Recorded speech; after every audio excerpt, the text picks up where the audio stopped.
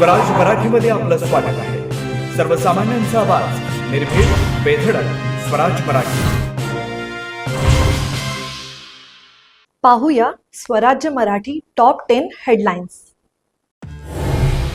शेतकरी कर्जमाफी योजनेला मंत्रिमंडळ बैठकीत मान्यता.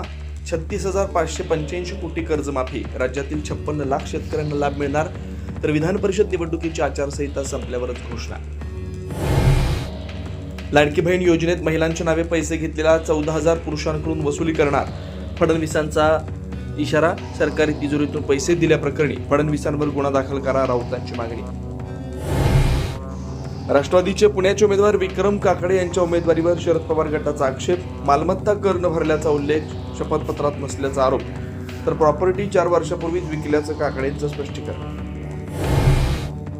काँग्रेस प्रदेशाध्यक्ष हर्षवर्धन सपकाळ यांच्या विरोधात पक्षांतर्गत मूठ सूत्रांची माहिती. नाराज नेत्यांचा एक गट 8 जूनला दिल्लीमध्ये राष्ट्रीय अध्यक्षांना भेटणार असल्याची माहिती. शिवसेना एकच, ज्यांना परतायचं आहे त्यांनी मातोश्रीवर यावं. खासदार संजय राऊतांचं मोठं वक्तव्य. भाजपच्या खऱ्या रूपाची जाणीव झाल्यास ठाकरेंची चर्चा करण्याचा सल्ला.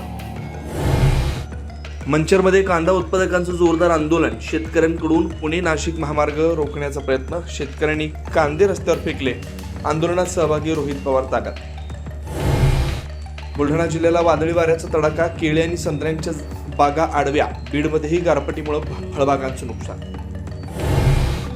पश्चिम बंगालच्या माजी मुख्यमंत्री ममता बॅनर्जींचं कोलकात्यात आंदोलन. तृणमूल काँग्रेसच्या कार्यकर्त्यांवरील हल्ल्याविरोधात तृणमूल काँग्रेस आक्रमक. आता इथेच वेळ झाली थांबण्याची. भेटू पुढील अपडेट सोबत. चॅनलला लाईक करा, शेअर करा आणि सबस्क्राईब करा.